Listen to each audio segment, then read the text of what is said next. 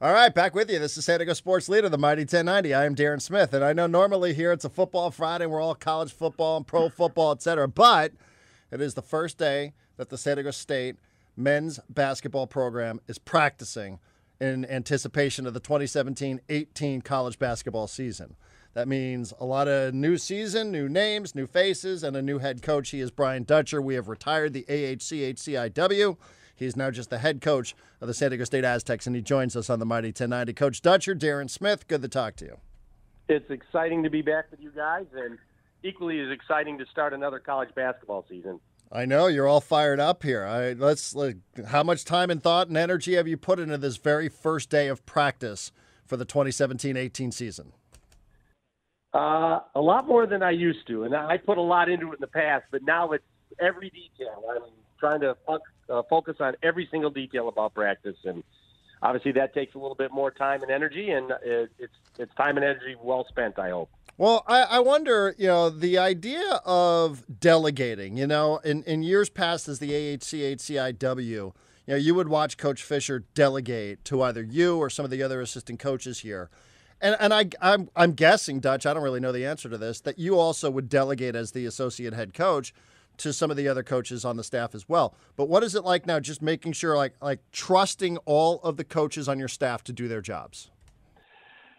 That's the beauty of what's happened here, that I got to keep my staff with me when Coach retired. I mean, Justin Hudson's as fine a coach as there is in the country.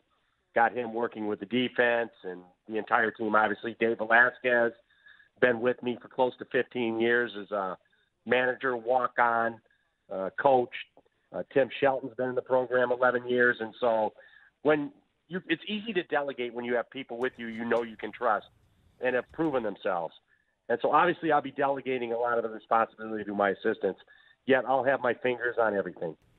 You had your first press conference. I know coaches are pretty reflective here. How do you think you did? Just first press conference here of the 2017-18 college basketball season. I thought I did a pretty good job. I'm always wondering how long I'm supposed to talk in my opening statement. Do they want everything, or am I just supposed to say, hey, thanks for being here, questions? So I'm wrestling with how long the intro statement has to be. I probably went too long on that. So in the future there, when you have your press conferences, maybe the opening statement a little bit shorter. I missed it. So what was this? What were your opening comments to the media? Oh my goodness, I think I've already forgotten because I talk about everything about the program. So probably thanked them for being here, excited for the upcoming season, for my first time as the head coach to be running a practice. I'm sure that was all said in the initial statement. Maybe a lot like we're talking about here. And Mark Ziegler, he had me taken over at 58. He's already got me 1 year older than I am. 57 right now, but coaching my first game at 58. Oh, okay. So he's cheating you a little bit, a couple of months. Can't have that. Yeah, he cheated me out of a couple months. That's bad news. He's my guy, but he can't cheat me out. He can't say my first practice at 58 when I'm 57. Yeah, no, that's a bad start to the head coaching career. I'm already aging. Yeah, Brian Dutcher joining us on San Diego Sports Leader, the Mighty 1090. San Diego State listen, everybody's aware of the success of this program and where it was a decade and a half ago and where it is today. And I guess for a lot who are fans of the program or who have watched the program who live here in San Diego, Dutch, they would probably say, there's a blueprint of success. Just follow it and you'll be okay. Is it as simple as just following the script that you and Coach Fisher worked so hard on over the last almost 2 decades now? Or do you think, maybe this is an opportunity not to push the reset button necessarily, but, maybe to implement a couple of subtle changes here and there? I think there was always subtle changes. Whether it was Coach coming back every year, there were subtle differences in the way we do things. And that's why you survive as long as we have here and had the success we had, because you can't say this is the blueprint, we're going to do this every year. And I think if we just look back and look how kids are now as opposed to 18 years ago, just the way they interact on social media, their attention spans, the way they do things. I mean, if you don't adapt to change, then you're going to get left behind. And so it's not just change socially, not the way kids do things. It's change in the way you coach basketball, the way you deal with people. And so I think we've always had great change here. And saying that, we've always had a great culture.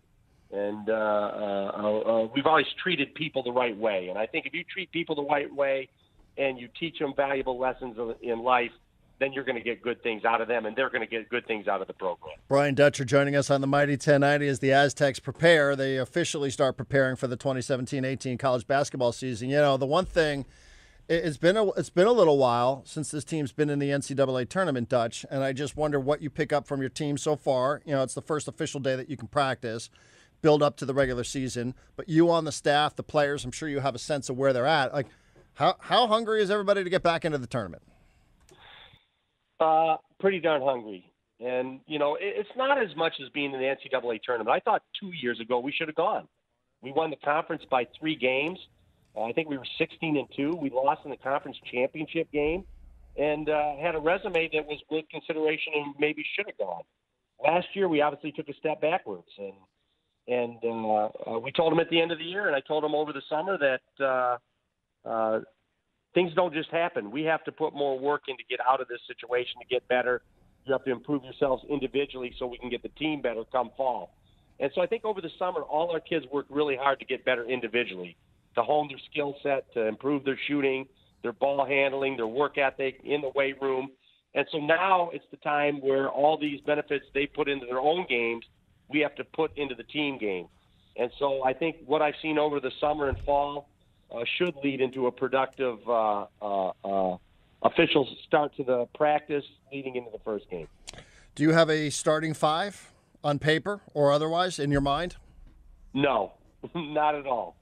I mean, we've got a lot of good pieces, and I tell the guys, ideally in a college program, you only need 9 guys on scholarship if you have the right 9, because the other 4 are going to be playing. They're going to be unhappy, but they're good enough to play, but they're not getting opportunity.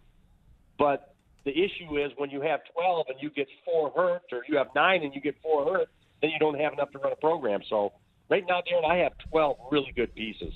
And if I could keep them all healthy, there'll be guys that deserve to play that aren't getting on the floor.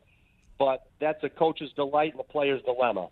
I'm happy with everyone in the program. I have a lot of options, a lot of choices I'm going to have to make leading into the season. But the talent is here for us to be back on top. Have you wiped the slate clean? Like players who were used to starting last year, are they not to assume that they're going to be starters again this year? They're not to assume they're going to be starters again this year. Wow. And I told them that. I mean, you can't finish in 6th place and say your job is safe. So they know that. They're competitors. And you know, I don't think anyone says, well, you're taking my starting job away, I'm going to leave. I think it's my starting job's on the line. I'm going to work harder to make sure I get it back, where there's going to be no indecision on coach's part. I'm going to prove that I should be in that spot. And so if everybody does that, then it should lead to great success for the team. Well, okay. See, I had four of the 5 starters just jotted down on my piece of paper. So I already had 4/5, 80% of your starting team. I had Kell, Hemsley, Pope, and Rooks. That's what I had. Yeah, and I said that to Jeremy. I said, Jeremy, how does a lineup sound, a starting lineup with you, Devin, and Trey out there, the 3 of you together? Man, Coach, that sounds really good. And then I might say, Max Holtzel, how does a lineup sound with you and Malik and Cam out there? Wow, that sounds really good. So all these lineups sound really good on paper and when you say them, but that gives me no comfort as a coach, because if I put that lineup out there in practice and then they get beat 2 out of 3 games, then I'm going to say, wow, that wasn't quite what I thought was going to happen. So as a coach, I'm looking for a little bit more comfort than just putting it on paper. I'm going to try a lot of different combinations in practice and maybe scrimmage a little more than I'm used to, or that we've been used to doing in the past, so I know what it looks like. I'm going to say if this team wins 4 straight days, then they deserve probably to be considered a possible starting lineup. But if I put them out there, as much as I think this could be a starting lineup, and the other group beats them or they're struggling, then I'm going to know in my own mind that, wow, it wasn't what I thought it would be. So I have to see it in these 6 weeks leading up to the first game. Okay, interesting. Do you have like a set like guards, forwards, center? Like, do you have an idea what you want in terms of like 2 guards, 2 forwards, and a center, 3 guards? You know, do you have at least that, or are you totally wipe the slate clean? Wipe the slate clean. I mean, obviously, we've had success in the past at San Diego State starting 3 guards. When you look back to Richie Williams and Brandon Heath and John Sharper, that was a championship team.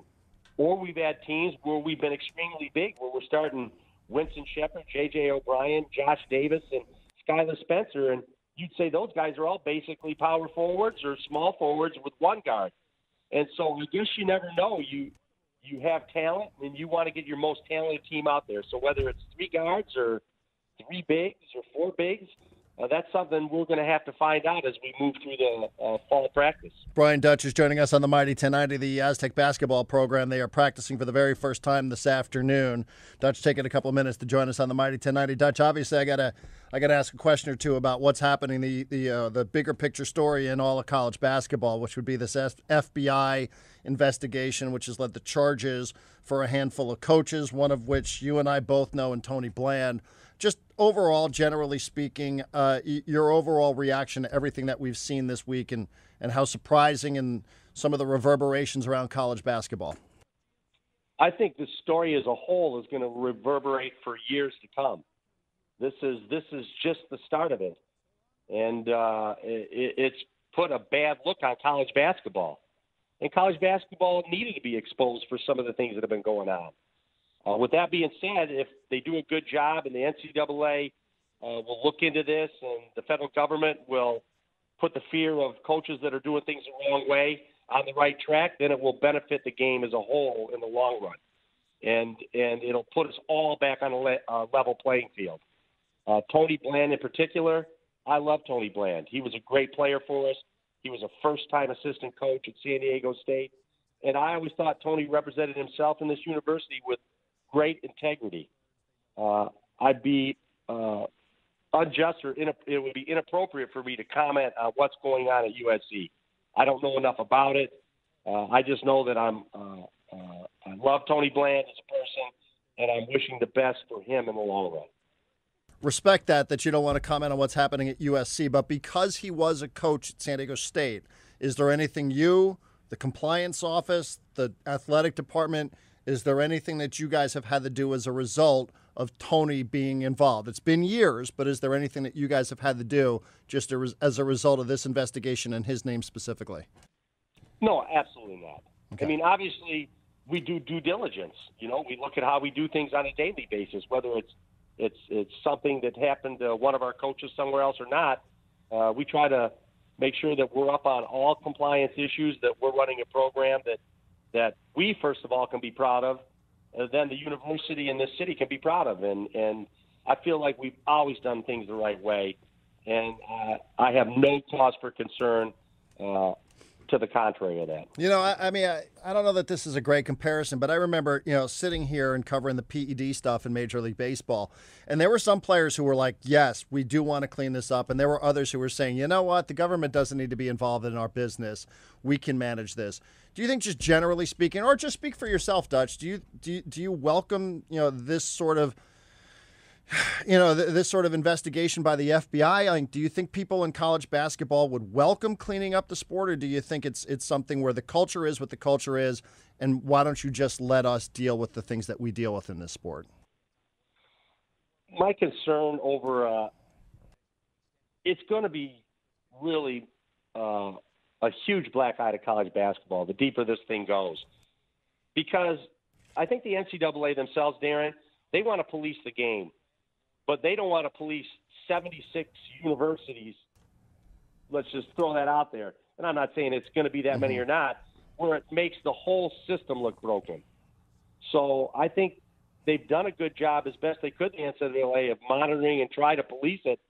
But the federal government has powers that the NCAA doesn't. They have wiretaps. They have subpoena power. They have things that the NCAA is great as their mission is and their goals are. It's hard to enforce some of these things. So in a way, I think it's good the federal government's involved to expose some of these things, and hopefully that alone will cause enough fear amongst coaches that have been trying to get away with this to say these days are over. We have to police ourselves, and that would be my greatest wish. Final question for you, Dutch. We know that Steve Fisher is still around the program. He's there at dropping off Mark. He's around campus an awful lot. When the season starts, where is Steve Fisher going to sit? Well, I think he's probably going to sit at his coach's table behind the bench. So I'll be watching him. I told him, Coach, maybe you can get me a call finally. from over there. Maybe you'll get on the refs a little harder than you did as a coach. And we shared a good laugh over that. Coach has always been great with the way he deals with officials. And, as assistants, we always sit there and, come on, coach, you got to get us a call. And so I'm going to say the same thing I said during games. Come on, coach, you got to get us a call. So he's going to sit right over your shoulder, right there as you're coaching on Steve Fisher Court. He's going to be right over your shoulder, the way John Wooden used to sit at Pauley Pavilion. That's what I think is going to happen, and then he'll be. Come on, what better mentor to have than Steve Fisher? Now everyone's going to say, "Wow, aren't you uncomfortable with Steve Fisher sitting over your shoulder?" I've been with him for 27 years, so no, I wouldn't be uncomfortable at all. I'd offer Steve a seat on the bench if he wanted one. What a great mentor to me, and like I said, I truly believe he'd probably be more uncomfortable than I will be, sitting there, wonder if I should be sitting here. Sitting over Brian, I won't have any concerns with that at all. And Darren, if I have a great year, I'll win the Steve Fisher Coach of the Year award in the Mountain West. Well, I'm rooting for you to do that. Hey, Dutch, happy to get this thing rolling here. Excited for you. Excited for the Aztec basketball program. We thank you so much for your time here on the very first day that the Aztecs officially are allowed to practice. Thank you for all the insight on the team, on everything happening in the NCAAs. We appreciate it, and I know we'll be doing this again soon. Thanks, Darren.